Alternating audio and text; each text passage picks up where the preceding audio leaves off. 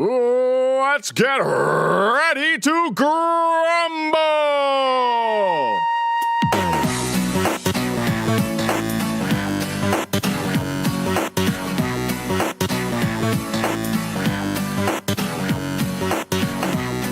Ladies and gentlemen, it's now time for the Royal Grumble. I'm not your usual host, Daryl, and sitting across the table from me is Dan. That sounded like it said, "I'm not your usual That's host." what Daryl. I said because Graeme's the usual host. No, but it made it sound like I'm not your usual host, Daryl. You didn't put a break in there. Are you having a go at me about grammar? I spent all day writing scripts and having to listen to my own voice. Genuinely, Because you sent a awful. tweet out that said that the film that we're going to look at is starring Dave Batista. Yeah. Yeah, so don't talk to me about spelling and grammar, mate. He did a lot of staring. All right. Anyway, we're sat in Graeme's house. Yeah. But Graeme's not here. No. It's just to freak him out. He don't know we're here. I've got a key. He's gonna barge in a minute and wonder what we're doing here. Mo-Farooq is protesting upstairs. It's a dirty protest. Been possessed by. It's pretty much like The Exorcist up there, as far as we know. Yeah. So in other news, let's. So basically, Graeme's not here to decide what we're talking about. So we're going to talk about something non-WWE to start with, because Yay. why the hell not? So I think there's some good wrestling on YouTube. I feel like we should talk about. Even looking at backyarders again. Yeah, mate. Awesome. Yeah, I uploaded my backyard fed. That's what I wanted to. I use this podcast as a platform. Dynamite Daryl coming back out of retirement. Yeah. So Progress in the lead up to the Hello Wembley show has uploaded Chapter 36. We're gonna need a bigger room again. Just based on this, the first time they did, we're gonna need a bigger room when they moved to the ballroom. Yeah. They opened the show with a Wyatt family Wyatt family parody. Really? Yeah, it was Jim, John, and Glenn in the middle of the ring, with the camera right up to them, with a lighter, with them going, "We're here," and they blew it out and they turned the lights on in the venue. Oh. To show that they've moved from the garage, which holds 600 people, to the electric ballroom, which holds 800 or 900. Yeah, this show opens with. It's not gonna be a full review, guys. Let's. I'm not. I watched this show but... just after it happened. Yeah. And I watched it since. So. I've literally seen up to the entrance for the first match, because there's a whole speech before the show kicks off. But it kicks off with a parody of the "You wouldn't steal a car." It's like you wouldn't steal Ginny's handbag, which Pastor's Bible. Yeah. But anyway, so a quick rundown of the card: Rampage Brown versus Joe Coffey Atlas Tournament Final. Ginny, Alex Windsor, and Dahlia Black versus Pollyanna, Laura DiMatteo, and Nixon Newell. London Riots, who are the champions, versus British Strong Style tag title match. It doesn't say on the card that I read. That's Pete Dunne and Trent Seven, because at the time, they'd formed a few months before when it was the Dunn Brothers versus Mustache Mountain, and Trent turned on Tyler and Pete turned on Damien Dunn to form British Strong Style, but then Tyler showed up a few months afterwards and joined them. Okay. And current NXT champion Tommaso Ciampa versus Zack Sabre Jr. in a 2 out of 3 falls. Just on a brief thing, did you see the suplex thing they announced? They're releasing a replica of his entrance jacket for what he wears for Suzuki Gun. So it's a black tracksuit top with the England flag suplex logo and then ZSJ on the back. And it's £70. But I really want it. I really want it. You want it, don't you? When they released the original one, which was red and blue, I said if they release that in Suzuki Gun colours, I'll buy it. So you're buying it then? But it's either that or go to Global Wars. Yeah, but you made a commitment that you were going to buy the merchandise. I'm going Global Wars. Yeah. The Origin versus FSU. So the Origin is Nathan Cruz, El Ligero, Dave Mastiff, and Zach Gibson. Okay. FSU is Mark Andrews and Eddie Dennis, who will be facing off at Wembley. Okay. With Jack Gallagher and Damien Moser. Yeah. Marty Skrull, the champion, versus Mark Haskins versus Tommy End in a triple threat Progress title match. Current NXT star Aleister Black. Yes. Yeah. It's a decent show. It's a lot of fun. It sounds good. It was a massive show. The only criticism of it at the time was for people who weren't in the first 2 rows, it felt like you were watching people watch a wrestling show. Yeah, they look pretty far back. Yeah. So they've taken the stage out of the venue and the ring and everything set up there, but then you've got the rake of all the seats Yeah. behind it. It's a strange setup, but it was a cool thing for to do Brixton Academy. Yeah, and you can't complain. It show that you don't usually have to pay for their progress on demand or on demand. For them to put this full show demand up for free, progress. it's definitely worth going out your way and Yeah. watching. Excuse me. Another show that I think is worth watching. It's not even been on yet, but I'm recommending it because The show happened already, didn't it? yeah. So it's a MLW show. So they've already taped the show, so it's already happened. It hasn't aired. Well, when this podcast goes out, it will have aired on beIN Sports, which is the Andy Gray and Richard Keys. What, they've got them commentating on MLW? I wish they did. No, but they do the football on We're beIN. getting full in because we've got Tony Cottee later to come up. Yeah, they do the football on beIN Sports. Or they used to anyway when it launched. Yeah, because they tend to say stupid stuff still, and they get away with it on beIN Sports. Yeah, because it's just banter.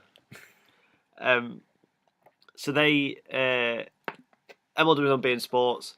They've taped the show. By the time this podcast comes out, the show will have aired on beIN and it would have aired on YouTube. It's uploaded to YouTube on Saturday, 6:05 Eastern time. So that to give you an idea when to watch it. Recommending it because it's a War Games match, and other than the last year at NXT, you don't really see them very often, do you? Yeah. So, And also, MLW owns the rights to War Games. do they?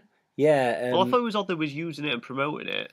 So it was Dusty Rhodes was involved in MLW the first time round. Yeah. And he owned the rights to it, and he sold them to MLW. So officially, they own the rights. So does WWE have to pay MLW? I guess so. Or the fact that are you really going to try and challenge WWE when you're a small company? Yeah, and, probably not. yeah, it's just let them do whatever. Yeah. So the War Games match. It's Shane's. And I'm Graham. Hello, Graham. Am I late? Well, what happened is I told all the listeners that you didn't know we were in your house.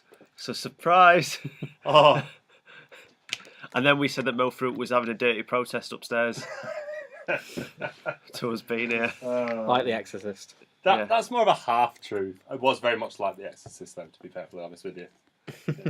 Yeah. So Graham's here, and he's got his CCTV for his child. That's not really what they call it. I mean, they tend to call it a baby monitor. It's not baby CCTV. Right. Anyway, so we were talking about the MLW War Games card, so I'll run it down. Right, you have fun. I'm gonna go plug my child in. Yeah, we're talking about indie wrestling. I mean, not plug my child in. Just So that he's was not a robot. little cameo from Graham there. So I'll be back.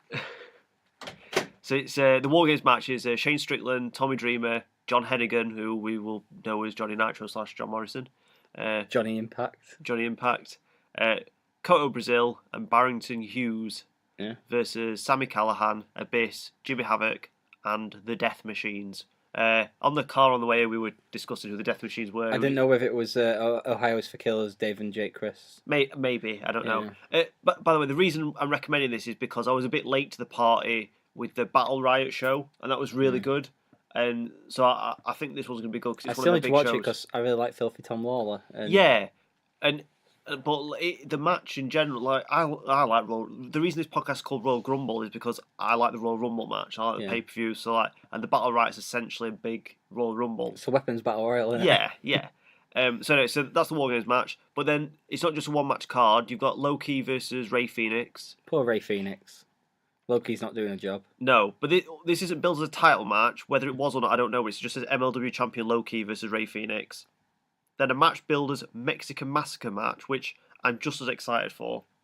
LA Park, which is the original La Parka from WCW, versus Pentagon Jr., who were previously seen in Chicago. Wasn't he? Pentagon Jr.? Yeah. Previously in Chicago, all in against Kenny Omega. Yeah, before he transformed into Chris Jericho. Yeah. Filthy Tom Lawler versus Joey Janela, which I'm pretty sure piqued your interest. Yeah, that'll be good. PCO versus Brody King. I don't know who Brody King is, but he's big bruiser dude. Yeah, well, if you call Brody in wrestling, you've kind of got to be big, haven't you? Yeah. And PCO, he's hard, isn't he? He's not human. No. David Boy Smith Jr. versus ACH. Joey Ryan and Taya. I don't know if that's Taya Valkyrie. Yeah, she's just billed as Taya on this, so I don't know. Versus the MLW middleweight champion MJF and Aria Blake. Teddy Hart versus Rich Swann. Two guys with questionable histories will win. Yep. Only one of them went to prison for their stuff involving women. Brian Pillman Jr. versus Vandal Ortegun. I don't know what that is. Sounds made up. El Hijo de La Park versus Lapark's kid. That's just... Jimmy Uta. That's an exact translation, that is. I speak Mexican. And then Mirren Reed versus Jason Cade. So as you get further down card, it's not as exciting. But that's how cards should be. Yeah. I don't know, genuinely don't know if the full card is going up this week or if it's just a War Games match and then other bits are going to be used for different TV tapings. It weren't really clear on the press conference, the press release, what was what. But regardless, even if it's just a War Games match, then I'll be happy with that. Yeah, be worth watching. Yeah, we'll definitely review the War Games match next week. If the Mexican Massacre match is on, we'll review that as well. Yeah, and Filthy Tom Lawler versus Joey Janela. Yeah, just for you, mate. So, most important segment of the week, £10 of gold, mate. It's the NWA World Heavyweight Championship. It's the 70th anniversary, mate, on the 21st of October at the Nashville Fairgrounds. When was the last anniversary that the NWA meant something? And that's not to say this one doesn't mean something, because I think that people are actually paying a little bit of attention to the NWA title now. I couldn't tell you, mate. I don't know. But, it's got a bit, well, maybe during TNA times you could claim, but before that but you're thinking like... but the NWA didn't celebrate their anniversary, did they? Actually, they need to. They had Slammiverse. Yeah, which was a TNA Down thing. for Glory. But it's quite funny that it's at the Nashville Fairgrounds, which is the Asylum, which is Don West's favourite era of TNA, as we found out at Starrcade. Don West is big on women in cages. He's got several in his own house. Yeah. I didn't say anything about non-consensual. They're happy to be there. I would imagine so. He did him a good deal on rent. Yeah, anyway. You know, like his old deals. He did him a brown bag, but it's got a different connotation. So the £10 of gold, 70th anniversary NWA show, headlined by, it's a running theme this, rematch from All In. Yep. Cody versus Nick Aldis. I'm not excited for this rematch. No, it felt like they did everything really in the first match. Yeah, you see, at All In, obviously it was the Young Bucks, but it was Cody's baby. Him that made the bet with Meltzer, weren't it? So seeing him win the belt at his show kind of had that emotion, and the way it was done as well had that emotional kind of thing. And this is, I feel like it's too soon. Yeah, they could have had a bit of time for it. I think that Aldis is winning it back. I think they just switched it, just to give Cody that moment. Yeah. Because why would you do this rematch so soon? I don't think people. It weren't like. Can you imagine if it were like a? I nearly swore. If it were like a 6-star classic, like Omega and Okada, then I think you'd have an argument. So let's do it again. The match weren't great. It had a lot of smoke and mirrors, which made it. I didn't mean that as a joke, but it made it good in that sense. It wasn't great, but they hid the weaknesses quite well, I think. Yeah. And I don't think they're going to be able to do it on this show. And that's not a knock on necessarily the wrestlers involved. It's a knock on the production and things like that. I don't think this show's going to have the bigger production that All In had. Probably not. It's at Nashville Fairgrounds, and I'm guessing it won't be the Asylum. It'll probably be a revival tent. Act before will be a preacher. Yeah. Act afterwards will be a sword swallower. Swallowing just swords, mate. Yeah, it's Nashville. They don't allow that type of thing down there. Oh, okay. But there's some Global Force involvement. Good. Yeah. It's about time they did something. So you might get quite a bit of money for that £10 of gold. Well, all I'm saying is if Jeff Jarrett doesn't smash somebody with a guitar, and it's not Jeff Jarrett if what's point in having him there if he's not going to break a guitar? Exactly. Then I'll be unhappy. But we're probably not going to review this show. I don't know. No. It depends what else is on card, but you might talk about it a bit. But... Yeah. So talking of the NWA, while we're here at this juncture, one of the most famous NWA champions of all time, Nature Boy Ric Flair. He got married again this week. Do you know much about the wedding? No. Okay, so he married. Now I should have prepared this, but I don't have it in my notes. he married somebody that he knew from WCW, and I don't have my phone next to me, which is helpful. It's one of the women managers from WCW, but I can't remember her name. Not Baby Doll. No, she was a maid, I think. Oh, yeah, I know what you mean, yeah. Yeah. I can't remember her name, but I know what you mean, yeah. Yeah, okay. So it was her. And you've not read anything about this wedding, have you? Okay. No. I don't know why, but somebody from the wrestling industry walks her down the aisle. You've got 3 guesses. Graham's here. Yeah, right. So, what we talk about? House of Horrors. No, don't. If you have read anything, don't say it out loud. But have you read anything to do with Ric Flair's wedding? I've read one thing. Okay, you know what it is because I've got a smiling face. So you can't play this game. Okay. So Dan's just about to guess who walked his bride down the aisle. Marvellous. So you've got 3 guesses, mate. Lex Luger. I think you should have more than 3 guesses. Okay. How many guesses can he have? 5. He can have 5. You've wasted your first one because he's in a wheelchair, mate, so he can't walk her down the aisle. That's a fact. Got me back in the room. Yeah, you're back. Dundee. Let's have a think. WCW early 90s. Sid. Can Incorrect. we give him clues? If you want. Should we wait until he's done 3 guesses, Yeah, which was the original, and then stipulate and give him some clues? Sting. Incorrect. Okay, right. So, You're thinking too logically. yeah, you're thinking. Just because they were both from WCW doesn't mean the person who walked her down the aisle was necessarily. What makes this entertaining is that it doesn't make sense, right? But think further outside the box. PCO. No. Too far outside the box. I don't know what that is. Pierre Carloway. Oh. We was talking about him earlier before. All right. Yeah. I'm not listening to the first bit of the show. No, it's the, Right, it's just the one MLW one hour. It's the main event. Yeah. One question before my final guess. Was he ever in WCW? No. No, but Okay. I will give you an extra clue. He's on the current WWE roster. Yep. AJ Styles. No. Right. After 3. 1, 2, 3. Dolph Ziggler. I'd love to know why. Genuinely would love to know. Do you think Dolph would just whisper into it the entire time? This is what you could have had.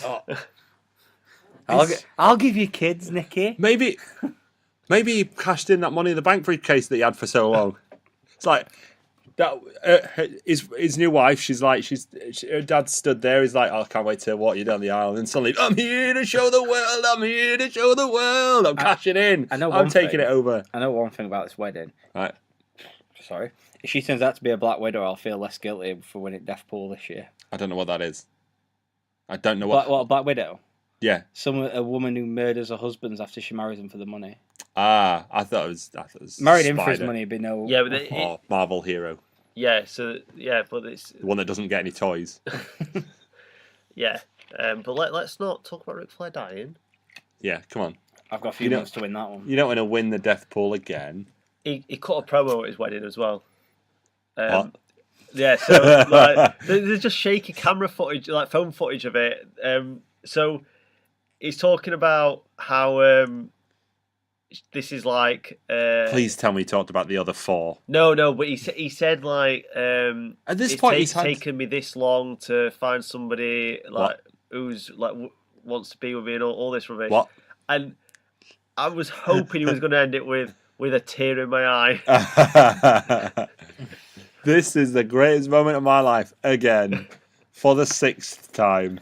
Compared to the promo he'll cut in 6 weeks, which is divorce me. I'm already divorced. Divorce me. I'm already divorced. What I was quite unimpressed by is that the vicar or priest or whatever it is that married him had to tell Ric Flair the lines. What? Well, he had to repeat after me. You'd think that Flair would know it off by heart by now. Like, I'll stop you there, mate. Yeah. Right. I know these ones off by heart. Yeah. He's drank a lot since then. Look how... All right. He is trying to kill Ric Flair, isn't he? Like you killed Bobby Heenan. You're desperate to win, aren't you? Why do you want these people to die? I'm not desperate to win it. Well. But it sounds like you are. Yeah. It's been a long day. Win at all costs. Maybe he set up the wedding. Did you set up the wedding? That's the bit I didn't tell you about. Did you bring Dolph Ziggler in to... I had to write the scripts. I had to listen to all my old audio, so I've literally spent all day listening to my own voice. So you're lucky you only get it for an hour and a half. I've had to listen to 7.5 hours of it today. Dreadful. Yeah, and I've had it in car as well, listeners. Yeah. So the Royal Grumble podcast. We're really glad you all listened to us. Thank you. Yes. Let's move on Please. to listen to Dan's voice more. Yes, good. Yeah. It's Dan on Japan. Yes. Turn in Japanese, I think. No, is that not the jingle? No, we told again for legal reasons we cannot endorse Daryl's jingle. Okay. So there's 3 nights of destruction, starting with, of course, destruction in Hiroshima. Yes, my favourite. When you say there's 3 nights, I went on New Japan's website. There was 2 nights that were called Destruction In, and one in between that said Road to Destruction. So I didn't copy the card for that. Oh yeah, it's only 2 nights. Ignore me. It was 3 nights last year. That's so confused. there has been cards leading up to the. So is that like Roadblock and then Roadblock end of the line? I think so. I think there's another card next week. What, Monday the 17th of September? No, as in like next weekend, because neither of these cards have the US title match on them, which I know is happening on Destruction. Okay, well I purposely left it off, mate, because obviously there'll be another show between then, won't there? Okay, so the big matches on this one. On Saturday, which will have already gone by the time you hear this. Sorry, yesterday. Basically yesterday. So there's 2 really big matches on this one. The IWGP Heavyweight Championship, Kenny Omega versus Tomohiro Ishii, which will be amazing if it's even half the match that it was at the match there at the G1. Yep. The other big one I can spot on the lineup in front of me is Chaos versus Bullet Club 6-man tag. We're going to get a dream match in the ring together. Will Ospreay, Chucky T and Beretta versus Chase Owens, Takahashi and Kota Ibushi. So we're actually going to get a bit between Ibushi and Chucky T. Yeah, that is the dream. Yeah. And Will Ospreay will be there as well, so that's nice for him. What about this match? That one there? It's LIJ versus. Yeah, so we've got an LIJ versus Suzuki Gun match. Bushi Sanada, Evil Naito versus Desperado, Taka Michinoku, Zack Sabre Jr. and Minoru Suzuki. It's kind of similar to the match at the G1 finals. Yeah. And it's a more excuse for Suzuki to try and torture Naito before their match. Yeah. On night 2... Look at the first match, mate, on night 2. And Monday, 17th of September, this one. Destruction in Beppu. Yota Tsuji, Kojima and Tenzan versus Yurai Imura. Are these new young lions? I don't know. I'm confused. Nakanishi and Yuji Nagata. That's your favourite, isn't it? I need to still watch Nagata's anniversary show that happened on Sunday. I haven't had the chance to watch it yet. But I love me some Yuji Nagata. We've also got Chucky T and Beretta versus Dave Boy Smith Jr. and Lance Archer. I wonder if Lance Archer's gone back to Sainsbury's to get some water. We've got the Never Openweight Championship match between Goto and Taichi. I think Taichi's winning that, which should be strange, but I think he is, because Goto's had that belt a long time now. Yeah. Yeah, and Never Belt. Well, the Never Belt's kind of like the strong style title, though, so it's like, it's weird if Taichi gets it, but it'll create heat because every tough guy. Did you talk about the fact that The Undertaker was at Ric Flair's wedding? Sorry. I didn't, because I didn't know. And the fact that Dennis Rodman was there, more to the point. Dennis Rodman was there, yeah. Of course he was. Obviously Dennis Rodman was there. I've just seen the promo and seen somebody say that Dolph Ziggler walked her down the aisle. That's all I've seen. Yeah, he walked down the aisle to Ric Flair Drip as well. You know that song that he was on? Yeah. Oh, dear. More information about the Ric Flair wedding. Sorry to interrupt Dan on Japan. Oh, and he had his own custom suit. Well, yeah, the last bit is apparently a new one. I mean, maybe he just got it customised from the previous 4. He had it taken out a little bit. Yeah. Why couldn't they get married like Al Wilson and Tori Wilson, where they got married in the buff? I mean, he probably has had a wedding like that. Because he's got in trouble enough times doing that. Yeah. Main event of that show is Naito versus Suzuki. That'll be when Naito gets his win back. There'll be good shows. We're in the kind of period now, though, where because of the G1 and everything, things slow down. We get King of Pro Wrestling in October, and then things slow right down until Wrestle Kingdom. So it's kind of like, not off season. There'll be good matches, like Omega vs Ishii will be fantastic, I'm sure. But these shows should be alright. Bit of fun. Yeah, there's a lot of skippable stuff in them, though, isn't there? Like we're not going to review them full cards when they've happened. We'll just look at big matches. Can I ask something here? Will Ospreay, right? He was in a match the other day, like a heavyweight match though. What was he not? Oh, it was Ospreay and oh damn it! Why is my brain going dead? Ospreay and Ishii versus the Golden Lovers. What was he doing in there? Apparently, it was one of the best tag matches of the year. I'm sure it was. Like it looked like a quality. But what was Will Ospreay doing in there? Tech pinfall, I guess. Well, I guess so, but it's still weird, isn't it? Yeah. Because they really don't like to blur the lines. Yeah, it's a bit like Raw and 205 Live, unless you spud. Because we haven't mentioned Spud yet, but I'll come back to that. No, that's in the next bit. Splendid. See, about the Osprey thing, though, he's been making a lot of comments about wanting to go to the heavyweights. Yeah. He makes comments about a lot of things, though, doesn't he, that he shouldn't. Yeah, Yeah. he does. Yeah. He's on Yeah, World he of does. Sport as well, and I think he's got a match. Oh, he's got a mixed tag match on next week's show. I Right. caught up on World of Sport. Oh, yeah. The Pink Crater What? Who did?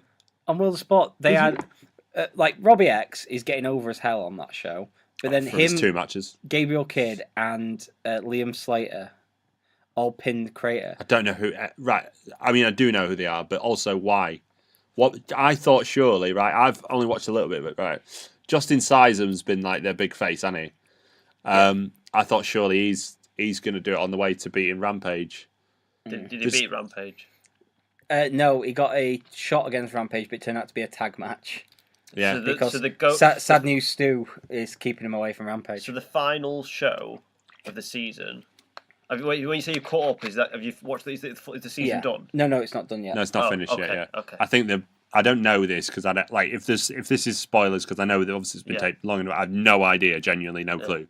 But it looks to me like they're building up to Justin Sidem against Ramp. But I thought on the way, surely they have him against Crater. He beats Crater and then beats Rampage. Yeah. But apparently not. Just a bunch of little people, Yeah. vanilla midgets.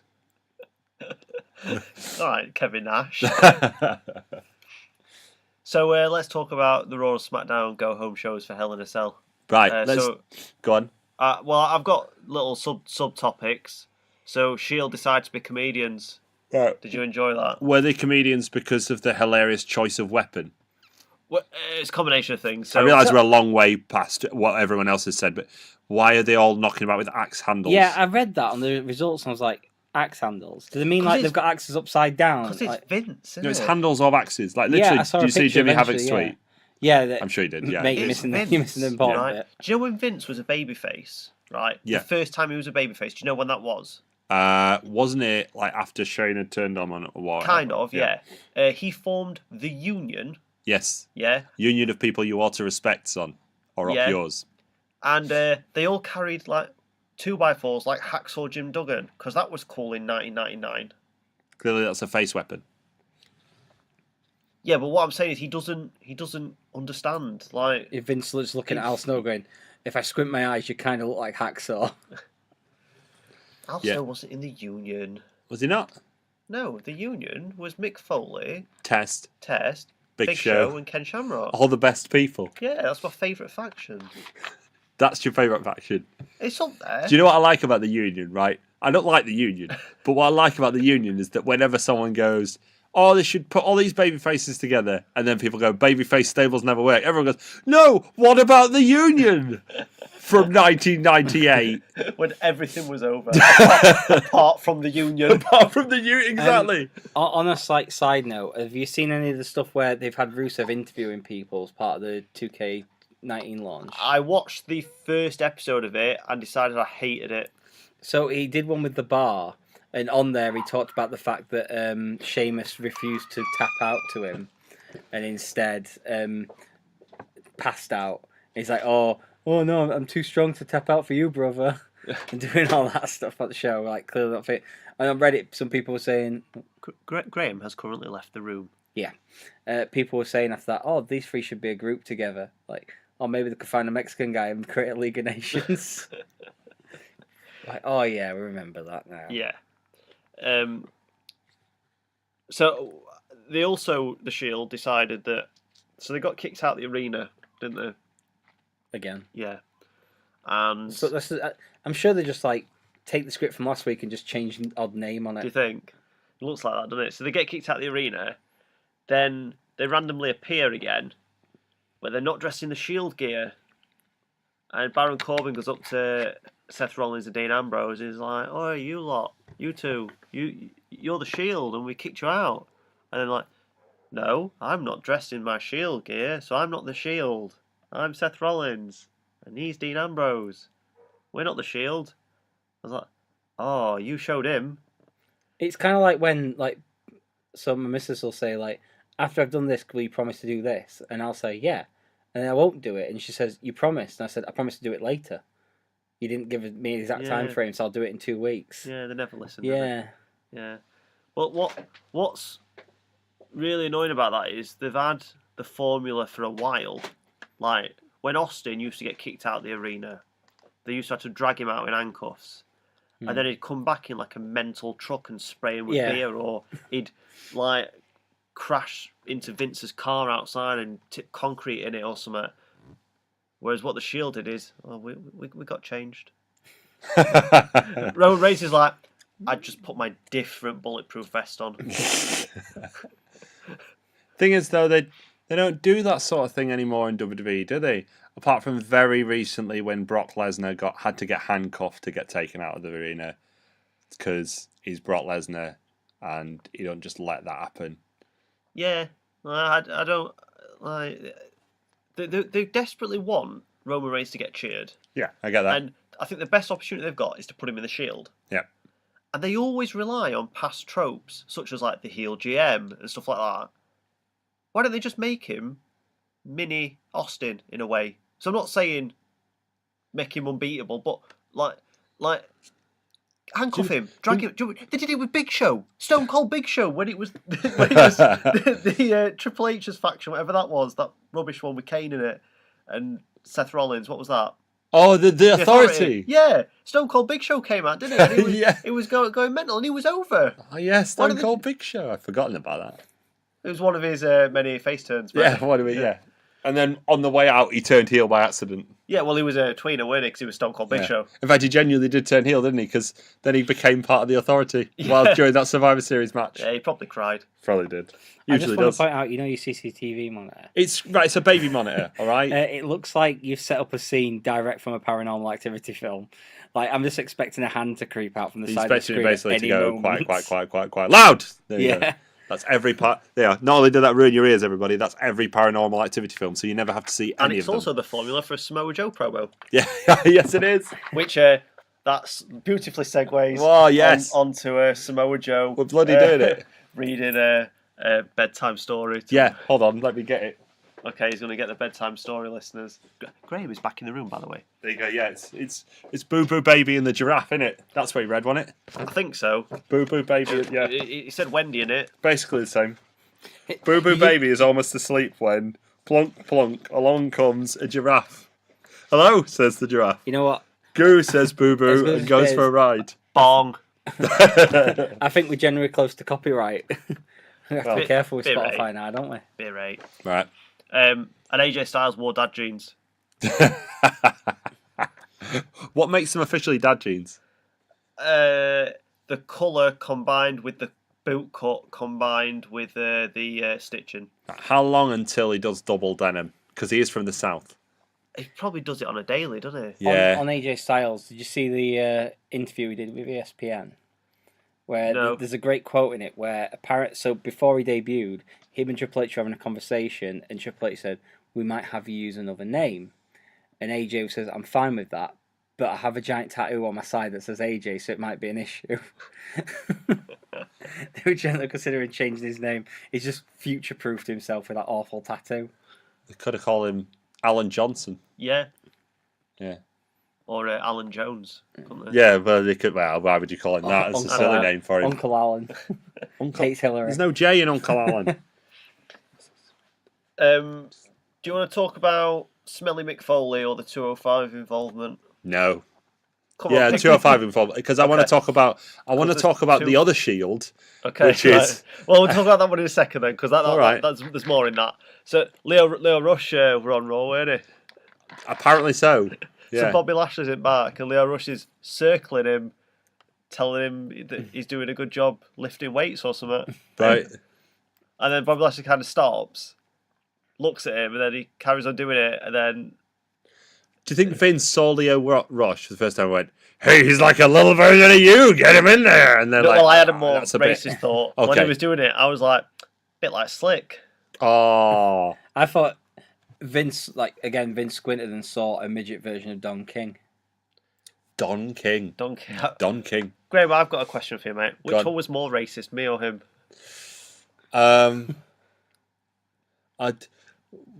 Yours was Slick. Yours was Don King. Probably. I think mine's more okay because Slick used to be employed by WWE. So Vince Yeah, could that's have true. confused Yeah, him. that probably Whereas makes Vince you is a slightly legend. more. Just for clarity, Graham has decided that Dan is more racist than Daryl. Didn't you try and tell me last week that I was more racist than both of you combined because I couldn't tell which of the Usos, who are twins, was which? We've been doing that since episode 2. Genuinely episode 2. Anyway, talking of twins, another beautiful segue. Well done. I don't know if they are twins, but they look, Yes. look the same, so it might be racist. Basically are, yeah. Authors of Pain. Yeah. No, it's not just two of them anymore, though, is there? What? They're not twins, they're triplets. It's not just two of them anymore, though, is there? Because No, three of them. There's three. Well, we forgot. Basically, enough what they've done is they've got this idea, right? 3 blokes come out, right, in riot gear and beat up other people. It's a brand new idea. They've come up Brilliant, with it. isn't it? It's called Authors of Pain and Splud. Do you know when? Do you know when they beat people up? Do you think they should throw them out the arena, like handcuff them and throw them out? Yeah, definitely. And then they can come back with like bow ties, like Yes. suits and bow ties. bow ties, yeah, and axe handles. Yeah.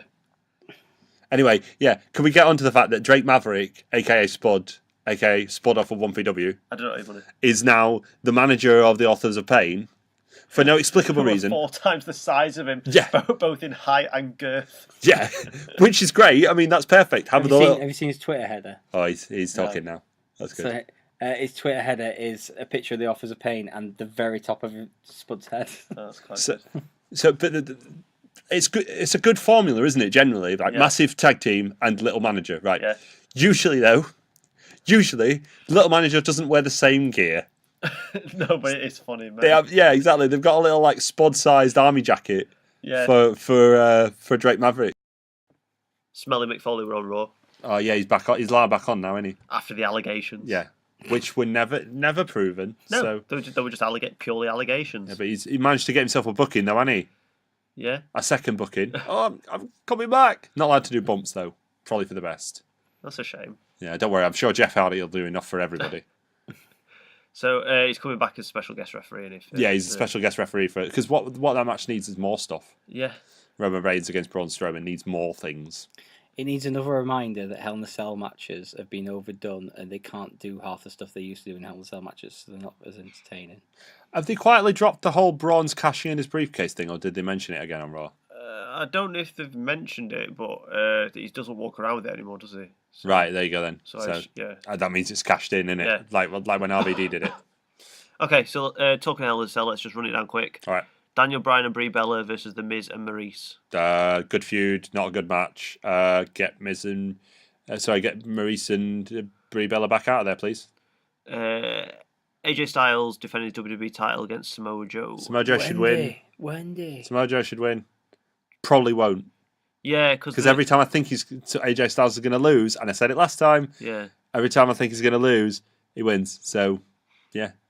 The New Day defending their... I can't believe I'm actually complaining about a long AJ Styles title WWE Championship run. What kind of spoiled child am I? The kind of one that wants Samoa Joe to win the belt. Yeah, that's true. Yeah, I'm yeah on you're your right. side with that. Yeah. The New Day defending their tag titles against Rusev Day. Right. When did New Day win tag titles? Oh, no, man, a couple of weeks ago on read it SmackDown. Wikipedia. A couple of weeks ago on SmackDown. This is a vehicle for Rusev Day to split. Yeah. Yep. Well, they've been showing a bit of tension, haven't they? Yeah, and then But- Aiden English threw himself in front of some moves this week so that Rusev Day could win, which tells me it's like, oh, they're stronger than ever, which inevitably means. Okay. Hell in a Cell match. Roman Reigns defends the Universal title against Braun Strowman with special referee Smelly Mick Foley. Mick Foley will stand in ring and then none of them will want to get near him, so it'll be fine. Could be a really good match. I know I'd probably low to, but they generally have really good matches. Everyone looks the build up to them and they're like, oh bloody hell, these two again, and then they generally have quite good matches. So could be really good. Ronda Rousey defends the women's title against Alexa Bliss. Ronda Rousey wins next. Yeah, because Bliss is wrestling Trish Stratus at Evolution, and she's Exactly, tied the belt up with that. So, Charlotte Flair defends the championship against Becky Lynch. Alvarez reckons this might be a double turn. They might actually have cottoned on to what the fans. Already a double turn. Well, of course, I mean, in actual terms, it is, but I mean an official one in the same way that Roman Reigns is an official face. Okay. Another Hell in a Cell match: Jeff Hardy versus Randy Orton. Jeff Hardy's going to die. Jeff Hardy apparently, right? I didn't know this, but I read this week. You know when Jeff Hardy first came back after that WrestleMania, and they interviewed him, and he was like, "Well, one of the reasons I wanted to come back was I've never been in a Hell in a Cell match, and I want to do that." Oh, okay. He's going to die. Yeah. Yeah. Yeah, what a way to go. Yeah, well. And then the real main event, it's Seth Rollins and Dean Ambrose challenging the real tag team champions of Drew McIntyre and the real tag team champion of Dolph Ziggler. Yeah, so hold on. We didn't mention at all that Drew McIntyre is now a tag team champion. He's a tag team Drew champion. McIntyre is a tag You're team one that does champion. all Scottish news. Drew McIntyre is a tag team champion. He's got the title around his waist. Yeah. And that's Hell in a Cell. Yep. Not excited. Not really, but it'd probably be all right. Yeah. Pleasantly kill 3 hours of time. Yeah. Do you know what killed 99 minutes of time, mate? What's that? Final Score on Sky Cinema. You mean the best film about Batista in a football stadium ever? I like how specific you were. That's a true statement. Well, we promised it, didn't we? We're going to talk about Sky Cinema presents Final Score starring Batista off of Batista Bomb after this. The Royal Grumble Podcast. You can't slander the dead. Describe what Marcellus Wallace looks like. What? Say what again? Say what again? I dare you. I double dare you, motherfucker. Say what one more goddamn time. What? What? What? What? You read the Bible, Brett? Yes. Oh, there's this passage I got memorized. Sort of fits this occasion. Talk about your Psalms. Talk about John 3:16. Austin 3:16 says I just whipped your ass.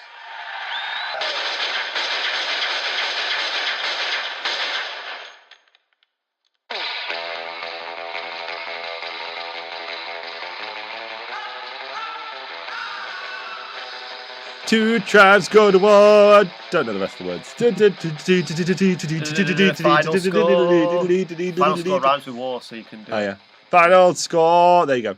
It's not final score off of BBC, by the way. It's not their rubbish version of Sky Sports News. I say, well, I turned it on and I want to see results, don't I? But, Yeah. You were hoping to see Jason Mohammed and Garth Crooks Yeah. talking nonsense. Have you ever seen Garth Crooks say the N-word? No. Search on YouTube, right? He's on some show with Richard. Wow, What? that could have got so much worse. Richard what? Richard Littlejohn, notorious racist, and Okay. I mean, I think I can legally say that because he has been convicted of it. Oh, yeah, Um, no, yeah. And he Don't say notorious, say convicted rapist. Think you'll be fine. no racist, not rapist. He hasn't, Oh. for legal know. reasons, I don't have any reason to believe that Richard Littlejohn did any rapes. Yeah, there's not been a rape up there. No, but I'm pretty confident he was convicted of racism somehow. At least sacked for a job from it. But anyway, Okay. so for some reason, When you weren't here, we were talking about Andy Gray and Richard Keys. oh really? Okay, well, all hairy hands. Yeah, just Yes, several. Did we talk football about the pundits. old gorilla hands, Richard Keys, whose wife was dying, and he went off with his daughter's friend? We talked about that. We haven't specifically spoke about Actually, I that. say his wife's dying. She might not have been dying, but she definitely had cancer. So whilst she had cancer, was dealing with cancer I think treatment. technically you could say that everyone's dying because Okay. everyone is working their There way you go towards then. death. But Richard Slowly. Keys, and also if you ever see Richard Keys' hands, they are hairy, very hairy. You missed out earlier to add to that I was spending my time on the Spider-Man game trying to kill myself. Cool. Yeah, Do you know, I can't knew do you. it. The first time I saw you do it, then I knew that's what you were doing. Let's see if I just knew that's. Well, of course, that's why what he people does. can't have nice things. Isn't No, it? exactly. This is why. Anyway, what are we talking about? Garth Fi- Crooks. Yeah, Right. Final So Score. Garth Crooks is on a Richard Littlejohn show, and he's talking about East Coast rappers and West Coast rappers, but he doesn't say rappers. Oh, okay. Yep. And Richard Littlejohn looks at the camera like he wants the ground to swallow him up, and then he got in trouble for a lot of allegedly racist things. But then Garth Crooks also put Troy Deeney in central midfield on his team of the week. Garth so- Crooks used to just put anyone in his team of the week, though. He probably had Batista in there because he was in a stadium. Anyway, Batista, massive West Ham fan, isn't he? No, he actually hates it. Doesn't even like football. Yeah. He hates soccer. Yeah, hates soccer. Yeah, I Soccer. love them jokes. Right. No, it's not soccer. Yeah, so it's football. are we telling the story of the film? Yeah, okay. So the film starts off with a recap of what's happened in Russia 20 years ago, where there was an uprising. 17 years ago. 17 years ago. Yeah. Yes.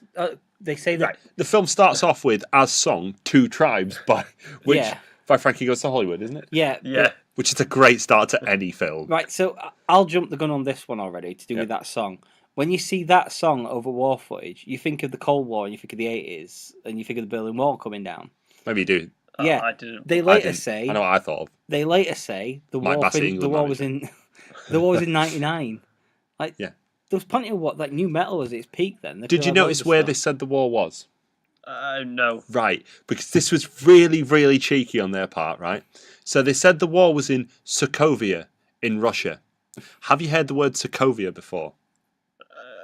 I mean, I don't know if I meant to have, but I don't remember. So, have you seen the film Avengers Age of Ultron? I have. And the fictional nation in which Avengers Age of Ultron takes place? Oh, is it It's Sokovia? called Sokovia. But on the subtitles, they spell Sokovia differently, so it's fine. So I think they're quietly trying to go, it might be in the Marvel universe. Look, it's Sokovia. Drax. It's Drax. It's Drax off of Marvel. Literally, did you notice the description describes him as Dave Drax the Destroyer Batista? I didn't. I noticed that. So it shows all this stuff about in Russia in Sokovia, where two brothers rose up. SAKY, so it's fine. Two brothers were trying to start a revolution, and one of them died, and the other one got arrested for war crimes. And now we're in London when Dave Batista's getting off his plane because he's going to see his brother's daughter. He's going to see his brother's Not his family. actual brother, though, is his, it? his brother in military, in it. like Yeah, he's a brother like Garth Crooks would say. What? Garth Crooks wouldn't use the word brother, as we established. I'm glad we got Garth Crooks because there's someone else I'm going to talk about later that's even more obscure in terms of football punditry than Garth Crooks, and it's not even Tony Cotti. That's the best part. It's not even Tony Cotti. Oh, I can't wait to talk about Tony Cotti in this film. So so Batista's come back, and he goes to see his best friends, His girl who has It goes into a pub, doesn't it? called the Berlin. Yeah. Couldn't even be bothered to come up with a name for the pub. Just name it after the football ground. It's fine. also. Can you remember what Dave Batista's character was called in this film? Mike. Mike Knox. No way. Mike Mike Knox. Knox. That's amazing. Yeah, Mike Knox. Brilliant. So, That's and Mike Knox's the theme family tune. that he's looking after is called the Holloways as well. What, like the band? Or like I could get a record player or like the and place. a generator. I think Holloway's near West Ham. It's like I northwest thought London. Holloway was London. Sorry, obviously London. I thought it was Arsenal. Or Holloway and the Holloway. Yeah, it's like northwest London. That's not near West Ham though. It's about Don't look. I don't know. I don't know. well, geography. Arsenal's in Islington. Yeah, which is Yeah. North London. Yeah, Yeah. I think Well, it's Holloway's East London, halfway isn't it? between, East yeah. End. Emma's. So he's bought tickets for the girl he looks after to go to watch West Ham's final game at the No, he Bowling Ground. looks out for. He doesn't. Looks out for. Yeah. Yeah. So Yeah, he's so it's not like he's there all the time. He is flies over from America all the time to come look after the family of his fallen comrade, and he's taking her to the last West Ham game at the Bowling Ground, Berlin. Yeah. which is West Ham versus Dynamo FC Yeah. West Ham versus Dynamo. Yeah. Yeah, I noticed that. Yeah. from Sokovia. Yeah. Dynamo Sokovia, but not Sokovia, but Dynamo Sokovia. Dynamo FC. Yeah. Dynamo FC. Good. And In the European Cup semi-final. yeah, Right, so this is West Ham. West- West Ham United in the European Cup semi-final. Can we just talk about the timings of this though? So Yeah. if this was the European Cup semi-final, Yeah, and they're promoting it as the last ever game at the Bowling at the Ground, Berlin ground. Yeah, would that mean that their next home game would be that season, or would the semi-final? Because the semi-finals normally happen like a week or two before the end of the season. so potentially they could have had another game. The last two games are away games, apparently. Okay. Bad planning considering knocking down a legendary ground like the Bowling Ground. You not see all the coverage. did you on know it's a Sky Sports? legendary ground? Like, because Yeah. I thought it'd been knocked down after like a massive win where they beat Man United at that one time when Slaven Bilic actually did his job. But no, it turns out Dynamo. So I thought they'd spent 3-4 hours on it, having people taxied onto the pitch, but I must have imagined that. Can we talk about the funding for the film? Yes. Who do you think paid for it? Right, Because I literally know who one of the executive producers was. was it somebody to do with West Ham? Right, so do you remember when West Ham were trying to buy William Carvalho? This will make sense in a minute. Right, they were trying to buy William Carvalho from Sporting, Okay. and basically Sporting said they weren't taking them seriously, and Sporting's owners referred to the West Ham owners as the Dildo Brothers. One of those Dildo Brothers was David Sullivan, who was an executive producer of this film. Okay, so yeah, it's clearly him that's... Yeah. I saw this film was also written by David Lynch. What? What, the David Lynch? No, David T. Lynch. Oh. The Lynch brothers. Okay. David T. Lynch and his brother Phil. I can't remember his name, but I just saw David Lynch and was like, wait, what? Definitely not a David Lynch film. Unless you see the Photoshop picture of Batista and the family's dad who's now dead. And they Photoshopped Batista's head on it to look like Hey Arnold. Yeah, his head looks massive on that body. Yeah. But it's okay because what happened to his friend wasn't his fault, as like the wife of the man who died said. Yeah. It's like, what happened to him wasn't your fault. Good to roll out the cliches right there, innit? Yeah. This was after we got a track by Wiley off of Wearing My Rolex.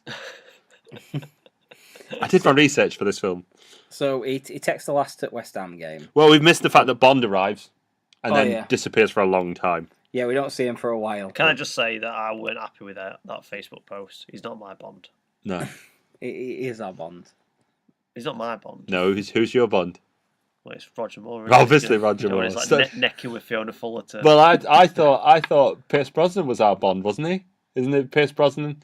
You know, GoldenEye and Tomorrow Never Dies and all these best Bond films. Well, like Die Another Day. Yeah, like love all them. Are you really not going to say it? You're not going to do it, are you? What do you want me to do, mate? You know what I want you Stop to say. getting Bond wrong! There we go. Thank you. I can't believe I had to drag it out of him. No, that's the second time you've had to drag that one out. I know. So they go to the West Ham ground, and in the way into the ground, the girl meets up with a guy who was a bit of a scrote. No, you missed the bit where they talk about the food. So, if David... No, I think that's after this, genuinely, because Is it? the food's inside, isn't it? We don't want to give every plot point away. Yeah. No, because I'm quite intrigued, because David Sullivan's obviously put some money in, and then the script slags off the food served inside the football ground. Yeah, But and then yet again- also there's very large logos for rollover hot dogs. Yeah, Which I will that's get the- back to. That's the weirdest bit of like product placement in a film I've ever seen. Roll over hot dogs. So the weird like little Green Street wannabe, he rocks up and he's like, and she's like, oh, this is Brandon. He's like, all right, and then he hits Batista. You What just sort of moron hits Batista? I know. He's brass body. Yeah, exactly. Brass body You know, Batista. I pointed out to Becky. I said to her, no matter before I put the film on, no matter how bad this film is, it'll never be as embarrassing as the entrance Batista used to do as a wrestler when he had to squat down and pretend he was firing a machine gun. No, that was mint. That was good there, yeah. Like, did you really find that embarrassing? Kenny Like- Omega came out with a fake gun. Kenny Omega pretended to be Terminator. I'm not saying that Kenny Omega's weren't Kazuchika embarrassing. Okada goes like that. For the listeners, I'll put my hands in the air. Rainmaker And pose. fake money falls from the sky. Wrestling's stupid. That was bad. It is. Who puts the fake money up? Does he go Yeah, up no, it the fake before? money is no better or worse than Dave Batista firing an imaginary gun, except at least he has bangs behind him. Yeah, if it weren't for the bangs, it'd just be a guy. Joey squatting Ryan in- had giant penis men come out. Wrestling is stupid. The gun thing is the least stupid bit. So anyway, Brandon, off of I Wish I Was in Green Street, he's like, oh yeah, babe, you know, babe, whatever, babe. And then he walks off and he's like, oh, she's well up for it. What a lad. Yeah, look at him. She's well up for it, mate. He was my protagonist in this film. I wanted more scenes with him. So then, like, she gets all upset and she's like, oh. He was my Poochie.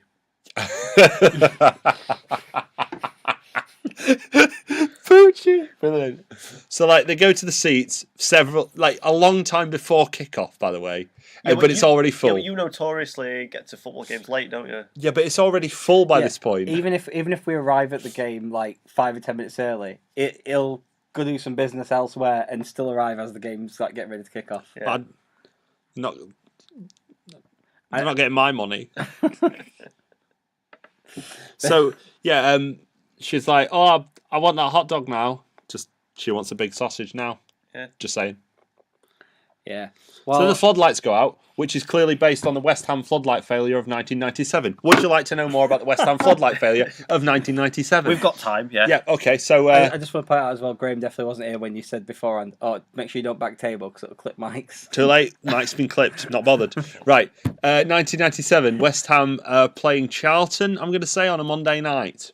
Right. As Frank Lampard scores a goal, that's Frank Lampard for West Ham. That's how long ago it is. The floodlights go out.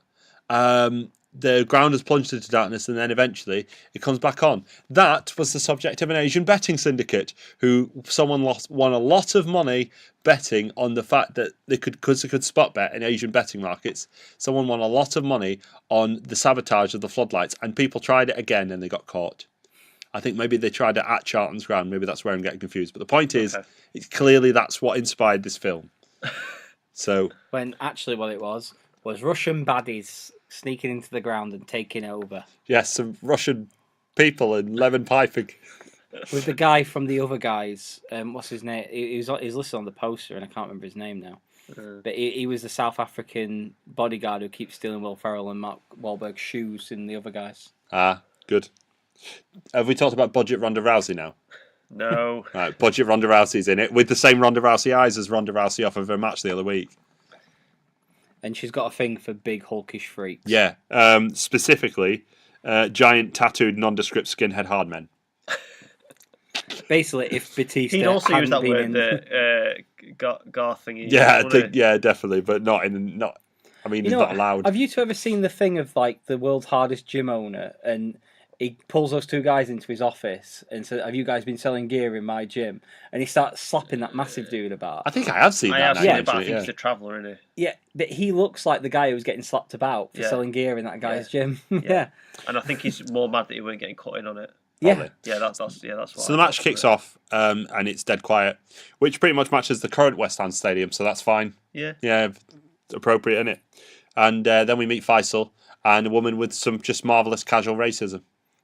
Yeah, she was my second Poochie.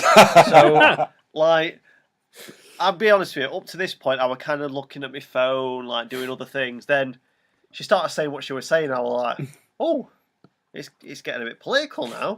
This is all right. And, like, Faisal sort of gave her a bit back, and Faisal became an interesting character. Yeah.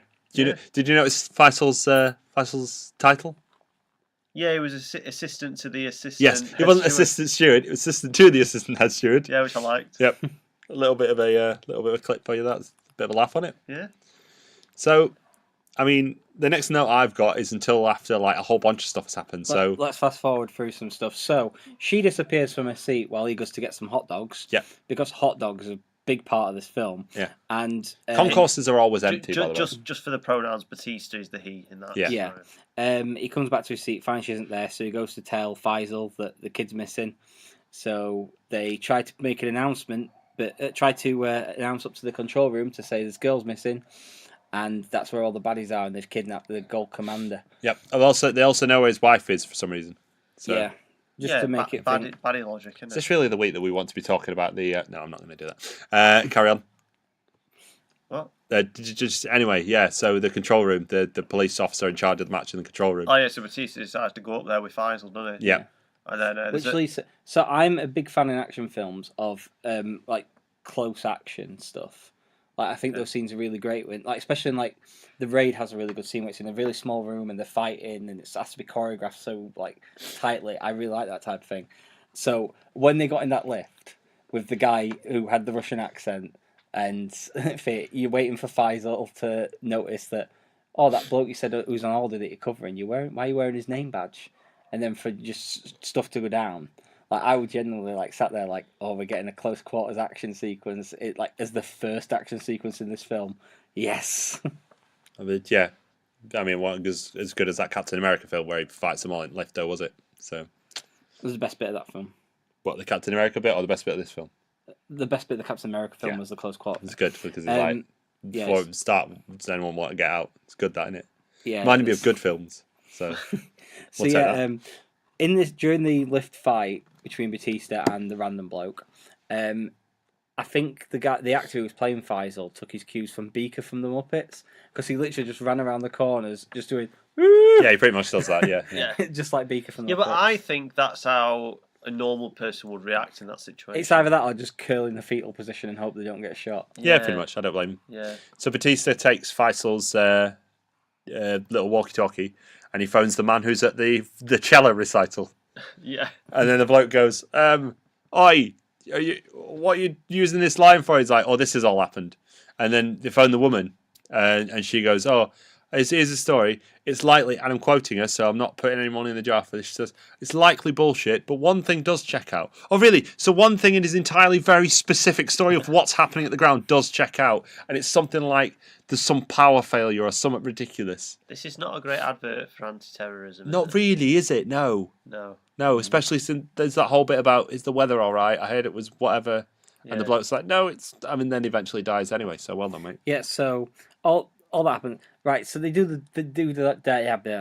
Die Hard thing. So this film got called Die Hard in the Football Ground. They actually do the Die Hard thing where they don't believe him at first, think it's a crank call. So he gets a dead guy and writes a name on C4, stuffs it in his mouth, and throws him off the side of the building. Right, you're skipping ahead here because we haven't talked about the Russian names. Okay. Can you remember the names of the people in this film? Alexander? Dimitri. Dimitri, yep. Brilliant. I would guess Dimitri, that. yep. Yeah. Oleg. Rusev. No, but not far off. Basically, any Russian name you've ever thought of is these people's names. Dimitri, Oleg, Boris. There was definitely a Boris. Vladimir. Yeah, Vladimir, yep. Oh, Vlad for short. And Batista deep fried his hands. That was a great scene. Yep. Yeah, well, Batista had his face put on a hot stove. Yep. And I don't think he got burnt. No. He also But dipped his he also- hand in a deep fat fryer to collect a gun. He's got a knife. A knife and A stab knife him, even, stab him in the yeah. neck. And yet, still Thing better than roll over hot dog, though, isn't Thing it? is, he got that knife and put it across, but he should have gone in and down behind the windpipe. Oh yeah, Yeah. I could catch a monkey if I wanted. So yeah, the dead guy lands on the stall. Match continues. He lands on the rollover hot dog stall. Yeah, They've paid some money for this film, haven't they? they have, and yet But not enough because the hot dog got insulted. they're like, okay, we'll put them in, but we're not saying they're good. We're not going to lie to people. Right. I didn't make any more notes until the half time. Oh no, it wasn't even half time. It was during the first half, wasn't it? So all sorts of stuff. All the fake West Ham players are playing. All the Dynamo It looked players. like, that Gillette advert with Anton Griezmann in it. Yes. Because there was a bit where there was a West Ham player running. I think it's near the end. And I looked at him and thought, he plays no higher than Sunday League with that run. So the match continues, right? But they get into the telly studio, don't they? We need to jump to this. Yeah. So they get into the telly studio. Is there anything else you want to talk about before No. this? Because this is particularly important, I think. No, but I need to talk about the telestudio. That's fine. Okay. Yeah. So we're in this telly studio, right? And they've got Budget Mark Chapman, who it turns out later I found was Matt Lorenzo, who was the first person that was ever seen on Sky Sports News. Oh. So there you go. So Matt Lorenzo, former, he basically it seems to have been at some point your equivalent of like Jim Rosenthal or someone or Steve Ryder. So he's reading the statement as the match continues. No mention of that on the pitch or anything else like that. Yeah, because they do a thing where it's like everyone apart from the people in the ground knows what's going on. And then it's time. It's time for Tony Cottee to die. Do you want to know who else died? Go on. Rufus Brevitt. Do you remember Rufus Brevitt? No. No one does, but Rufus Brevitt was the black pundit. Okay. So this is the bit where they go in the studio and shoot him. Yeah. Right. Right. I've got an issue with this. So I think Sky is Mr. Trick. Yep. Not having Tony Cottee execute on TV every week. No, I had what I thought was a genius idea for a TV show when I was at uni, right? Okay, go on. So it would have been a Channel 4 special, right? So it's £1 Million Drop Live, right? And you promote it as Davina McCall presents £1 Million Drop, and she's on it and it's live, and you're playing like a proper game show, but they're all actors. But you don't tell the viewing audience that these people are actors. So you watching it on telly, you just think, oh, you're watching £1 Million Drop. People in ski masks drop down, right? And they shoot people, and it cuts off. So, like, you don't know what's happening. Then it breaks to some breaking news thing where him off Jon Snow thingy off Channel 4 News. He's like, look, this has just happened and we don't know what's going on kind of thing. And that's as far as I got with my thought. Right. It's To like my promote idea this- about Big Brother, where I keep saying one time they should just do usual Big Brother, and then halfway through the season, not talk to them for like 2 days, like have no communications, and then tell them there's been a massive event outside and they keep them in the house to be safe. Right, so you've both had the idea for Dead Set. Well done. And What's that? you've had it's actually specifically Dan's had the idea for Dead Set. Okay. And you've had the idea for Ghost Watch, which I've literally never seen that. What is it? Ghostwatch Right. is brilliant. Ghost Okay. Ghostwatch, right? It's not the same thing as what you're saying, but Okay. it's similar in the sense that it was supposed to be like a. It was presented. What was it? Peter Snow, actually. Now I think about it. So I think it was Jon Snow's brother, Peter Snow, who was like a BBC presenter, Tomorrow's World. It's presented as if it's like, oh, we're going to look into the paranormal or whatever, and then as it goes on, things develop, and actually the paranormal starts to come out, and people get possessed and other things like that. Was it promoted on TV? That was just a normal. Yes, it Oh, was. okay. No, Yeah. it's A like bit That's like the that. key bit. Did you ever see Darren Brown's Seance? I would have done. Right, yeah, but that I was don't know. another similar thing to that, where they were as if it was live, but actually turned out it was all like a big hoax, and and obviously Dan's idea is dead set. I don't want zombies. I just want to see what they do. It's a bit dead set though. I want to see what they do. Well, if they one of them fought probably society ends. like cry because somebody fake boxed You her. know what? As awful as this is, I give it 24 hours before there's a sexual assault, which is awful. But Thanks for listening to this week. Yeah, thanks for listening to the last ever Royal people Grumble. are terrible. We'd like to thank you for listening over the years. And, So which celebrity do you think would be the first one to do? I'm not talking about doing it on celebrity. Rufus Brevitt made his youth career at Doncaster Rovers. So what made I'd say- 109 appearances between 1988 and 1991 for Doncaster Rovers. Right, so what I'd say is the Mr. Trick, because it should have been... It's Sky Cinema, so you're telling me they couldn't have got Sky Sports News? Right, if or you're Jeff Sky- Stelling, do you want to be in this film? You know who would have done. Batista's in it. Right, you're forgetting about. I don't think Jeff Stelling's big on Batista, to be honest. You're forgetting about who the biggest media I don't know if I can say that word. Yeah, you're talking about Jim White, aren't you? Yeah, Jim of White. course Yeah, you are, he'd have he's going to be gutted they left him out of this film because they called Jonathan Pierce. Because after Tony Cotti dies, there's an amazing line where it cuts back to the commentary saying, "I don't know what quite happened there in the studio. Can't get the people, can you?" Right, I have something to ask about Jonathan Pierce because sometimes it's Jonathan Pierce and sometimes it's just not, and it's not his summariser bloke because he's completely different sounding. Sometimes it's definitely Jonathan Pierce, and sometimes it's just a similar sounding man. He didn't come in second day, did he? Definitely Did not. Jonathan Pierce commentate on FIFA? No, Because I thought they might have just used his sound clips. no. I suppose they could have done. Yeah. I don't know, but yeah, sometimes it's Jonathan Pierce off of Robot Wars, and sometimes football, and sometimes it's a sound-alike man. Yeah, he's going to feel really bad when he finds out Tony Cotti's dead. So anyway, at this point, they established that the fans don't know what's going on. They finally established that Yeah. several minutes into the football match. Is it around here? Because of the cop who shows up to explain give all the story away and have a rollover hot dog. Yeah. We know now that the Russian people are all looking for the guy who's supposed to be dead because apparently he was a traitor and ran off to England and got plastic surgery and is now living in England to avoid all the bloodshed. All of which does happen, but not before Green Street knockoff somehow managed to get vodka into the football ground. So, well done, mate. Despite definitely being the first guy they would search. I mean, look at him. Look at his little rat face. Little blinking Elijah Wood Green Street knockoff. Anyway, So, yeah. while So this is going on- Dimitri's portrayal is causing problems at West Ham ground. Never happened before, has it? Oh, Dimitri Payet, innit? Topical. So yeah, they're using CCTV to scan every person in the ground to try and find this bloke.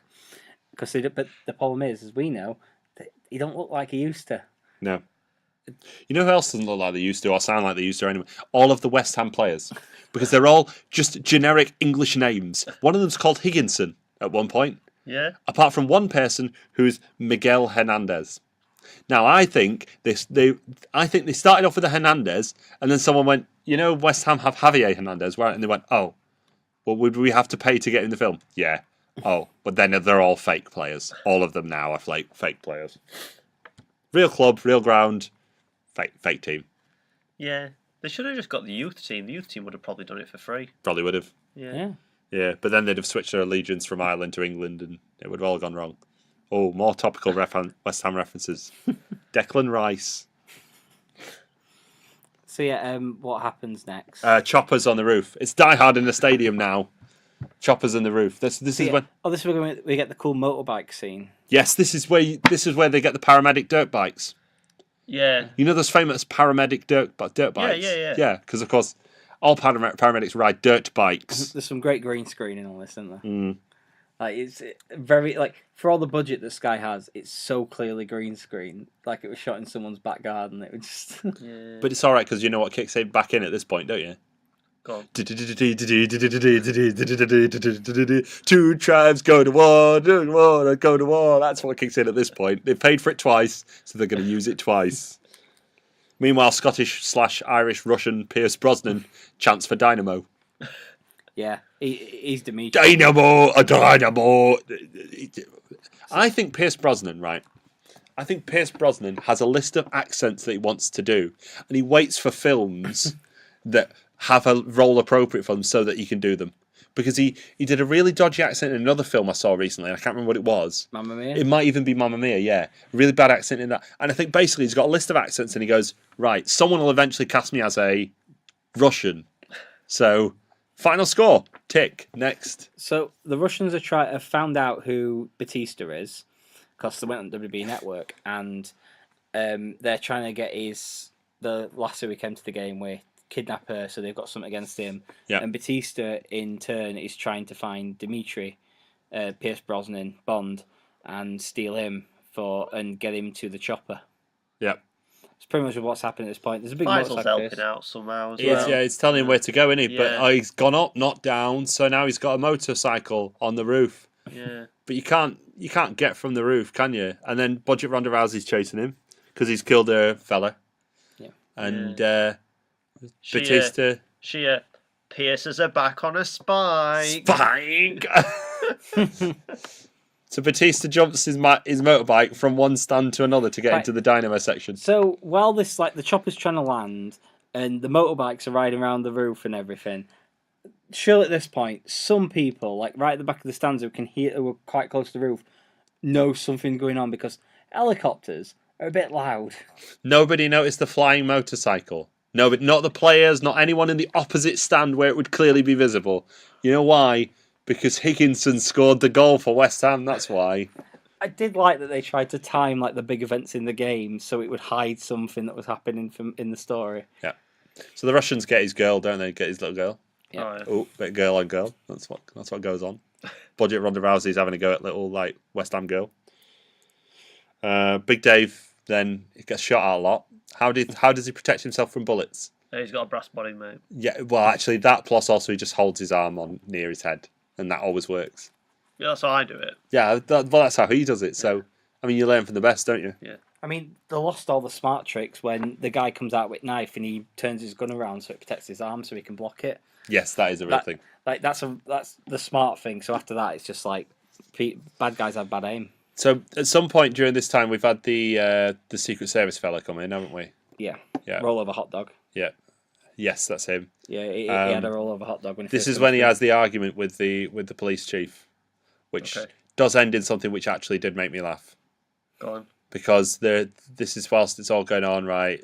Batista's in the dynamo stand, and the girls are having a go at each other. Not in that way.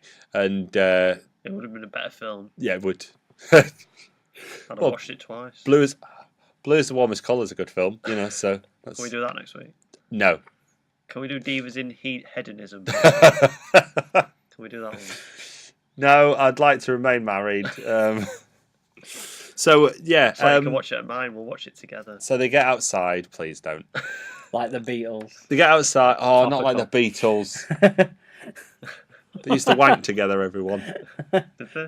Yeah, everyone else has already made the come together joke, so I'm not going to do Yeah. it.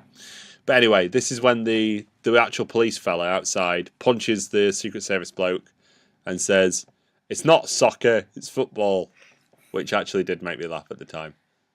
Yeah, but it's a dead joke, innit? Oh yeah, but by this point I was looking for things to enjoy, and I enjoyed It's that. not West Ham, it's West Ham. So this is when we get Dimitri, and so Batista's got Dimitri. So he's got Dimitri, but they've got his girl. What's he gonna do? Good news. Swap them, innit? Dimitri's got stories, lads. Oh, the story. When I was a child, my father had chickens. The worst bit is because of the poor accent, I had no clue what he was saying. It's because he's going, when I was a child, my father had chickens. I am Russian. Do you think they gave?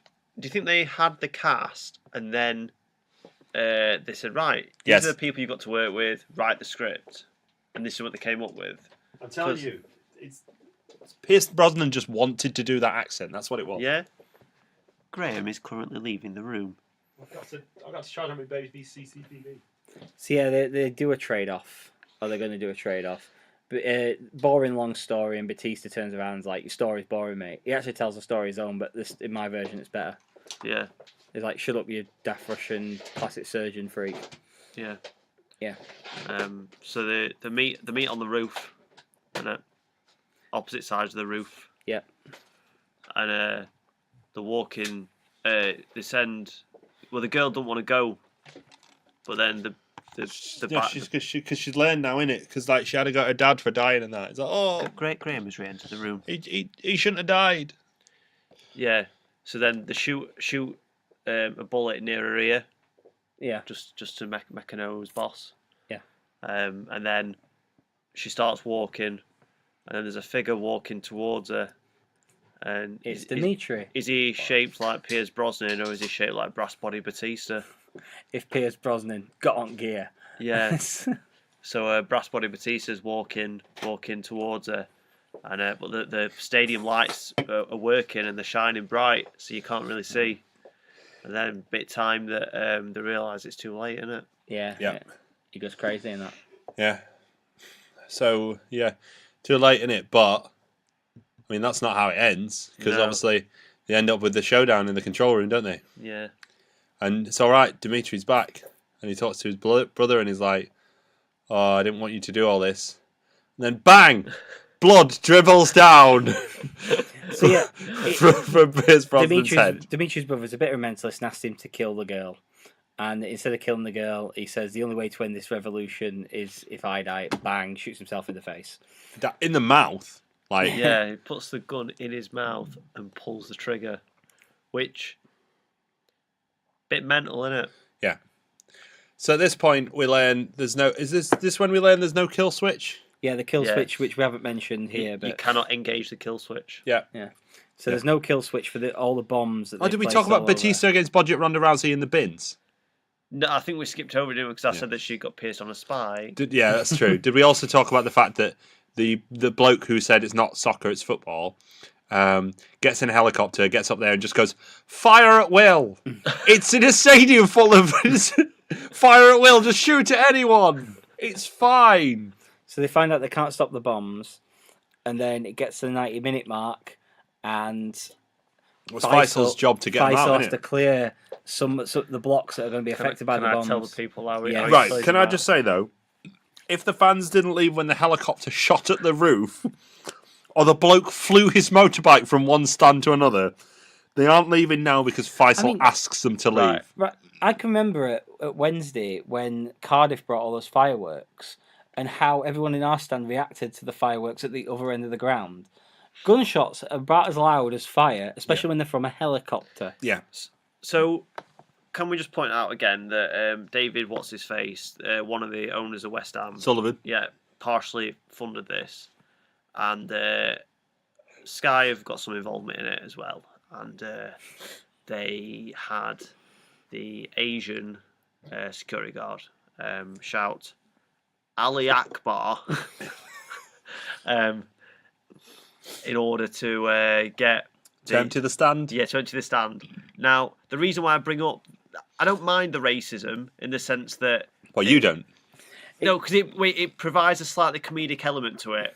Wait, what I have issues with is if I was a West Ham fan and one of the owners of my club was portraying me as a racist, because if a steward was down at the bottom going, Ali Akbar, I'd just be like, what's he doing? I probably won't actually run. It's kind Like, of the weird that- stadium clears. yeah. The moral of the story is it's not bad that the old woman was racist towards him. He has to embrace the racist stereotype in order to get the job done. Yeah. It's a really weird It's not moral. racism, it's embracism. Yeah. Maybe I am a terrorist. Did you notice that none of the hoardings around the ground said "Let's kick racism out of football"? They've stopped that advertising. I've also forgotten, by the way, that we disregarded the fact that at one point Batista pretty much runs on the pitch, along with the girl who doesn't hear him. Yeah. Yeah. So at the 90-minute mark, the message is finally sent out to the fans in the ground that the stadium's going to blow up, and he's taking Batista's the lass who he looks after with him, and bang, Yeah. stadium blows Actually, up. yeah, it blows up like proper bad. And it's a sad moment, and he's there. I thought Batista actually did a good job in this film until he tried to cry, and the face he pulls when he tries to cry because of like how he looks and how muscle tone he is, just looks like he's trying to pop his head through sheer will. This isn't even the saddest I've been when a football stadium burned down. Like, do you know when the Gypsies went into Bellevue Stadium and nicked all the lead and accidentally blew it up? Like, that's Didn't that turn out to be an inside job? no, that was years back. They were inside job. That were way back when When ground was still functional. I can't remember his first name, but the old owner, last name was Richardson. He were in an insurance job. And that's what I was thinking. Yeah, of, but I'm talking about now. Once they'd left the stadium, a bit like the historic bowling ground. Okay. The historic Bellevue Stadium. Was this whilst it was the Earth Stadium though? I don't know, mate. It'll always be Bellevue to me. To true fans, I want Town End Terrace, lads, and you could smoke on that one. Yeah, that burnt down, didn't it?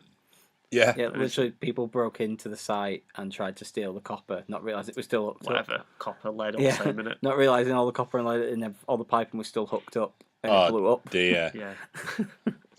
I mean, how stupid you have to be to try and steal some copper from somewhere. Donny criminals, isn't it? Bloody idiots. Nicking copper. So yeah, all blows Morons. up and Batista drops to his knees like that scene in Platoon, but not quite as dramatic. And then he realises something. In the background of the video, you can see the clock and it says 85. The video's pre-recorded. The lass is still alive. He's still got a reason. There's no explanation as to how they do this. It's just he managed to get a pre-recorded video and record it within the 5 minutes that it would take him to actually set it up.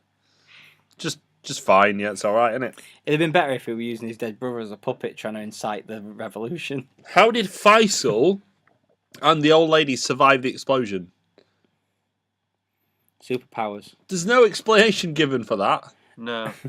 I'm sure that the screenwriters... How is everyone fine? And also, right, the mum gets in. Yeah, that's... Well, we'll worrying. get to that in a minute, I suppose, because we're still not at the complete... So, do you know if this was a true story? Would this be the greatest stadium disaster in English football history? Oh, don't. I'm just asking a question. Don't. No? Alright, I was just asking a question. Chill out. Well, there was that film where the Emirates got blown up whilst Ewan McGregor was shagging her off of Heath Ledger's ex-wife. That would still be worse. Alright, that's fine. I just didn't want to think about it. That's all. So anyway, not Dimitri, what's his brother's name? Borislav or something comes onto the pitch, and he's still got the girl. He's like, "Oh, I've got her," and shut up, Batista. And he's like, use your head. And the other bloke holding the gun goes, "Yeah, I mean, you might be referring to something to do with her head, but I'm just going to disregard that advice. There's no chance she'll headbutt me," which she then headbutts him, and then Batista shoots him in the head. In the neck and then the head. Oh yeah, that's all right. The first shot behind the windpipe and down, and then the second shot to the head, ending it all so they can have the happy reunion with the man on the pitch. Yeah, who gets past all the police and security that would have happened in a massive terrorist attack. For ex-military, he did it wrong because Two-tap. you meant to shoot him just below the nose because then it takes out something behind the back of the brain, so then they can't have a reflex to shoot. So then you would know how to give a man a lethal blow. Yeah. What if he was coming really hard? Well, yeah, I think I'd be able to do that. Yeah? Final score. So they've discovered your camp. Yeah. And you've escaped up their hole. Yeah. And now you're trying to give them a lethal blow. Yeah. Okay. Yeah, that's right. I'm 30 and I'm still getting off on him to pretend he's gay. So I know you two didn't like this film. I actually wacky backy, mate. I actually didn't mind it. I enjoyed it. Yeah, the action scenes were what you want in this type of film. You don't expect much from the story. It's not like you're going into this thinking this is like a Daniel Day-Lewis movie. Like you're going in, it's Batista on cover. It's Sky Cinema who's releasing it. 1 week at cinemas, which by the way is Showcase Cinemas. The nearest one is Derby or Leeds. Leeds. Yeah. Isn't there one in Wakefield? No, that's a Cineworld. You sure? Yeah. All right. Yeah, it's the one on the retail park as you're going on the train. Yeah, it's a Cineworld. There you go. I double billed this with the Disaster Artist, and I can Disaster Artist is brilliant. and I can honestly say that this was the worst film. Disaster Artist is proper brilliant. Yeah. And this is when I discovered that David Sullivan was the executive producer, by the way. So So the highlight was probably Tony Cotter getting shot. yeah. I Which we knew enjoyed it. going in. You could easily switch out Batista for Bruce Willis, and it could have been a Die Hard movie. Like, it would have fit. Like, No, It there's said- too much. he'd have said yippee-ki-yay after saying use your head or something. Right. Or he'd have done it as he chopped off his fingers and they went in the fryer. I think in the full knowledge that this is just a Sky Cinema film about Batista in West Ham's old football ground. I mean, that's why I enjoyed it, because I knew exactly what it was going to be going in. Yeah, so did I, but it was still a chore. Ah, you not enjoy it at least a little bit? I enjoyed the bits that I said I enjoyed. Well, that's fair enough, right?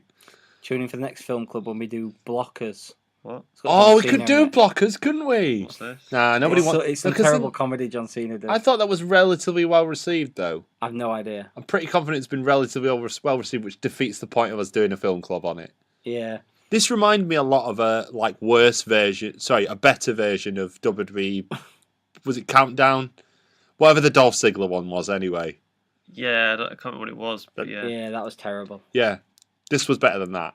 But Can not we as good- agree that? Not as good as 12 rounds, though. I don't know, because the Countdown one, it had like... It had, Rusev nicking a gun off of Dolph Ziggler. yeah, But but it also- Rusev not recognising that it was Dolph Ziggler. Because he had different gear on, so he's like, oh, your shield, Dolph Ziggler. But it also, Dog Ziggler, as he but would let's say. not forget, it also had the weird bit where Brock Lesnar shows up doing his WrestleMania entrance at a random WWE house show. Yeah. So I think that was better. At least everything here, though, was in the same stadium, albeit one where Or on a apparently, green screen. well, albeit one where apparently loads of people were in there or no people, depending on what the scene fitted.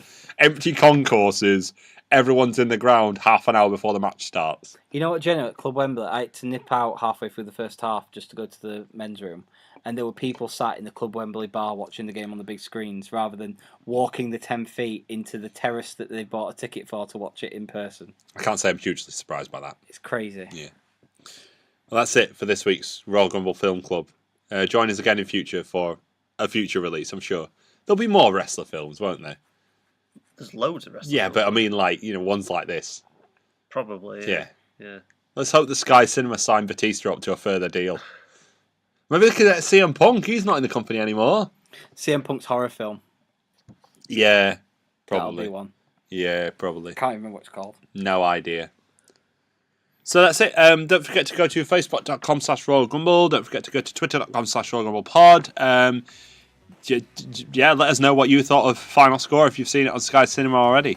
That's it, I think, isn't it? What did we say we're doing next week? Hell in a Cell review, I guess? That'll review. I guess so, yeah. Yeah, why not? We'll just do that for bants. Right, that's it. Say goodbye, Daryl. Goodbye, Darren. Say goodbye, Dan. Bye. Goodbye, everybody.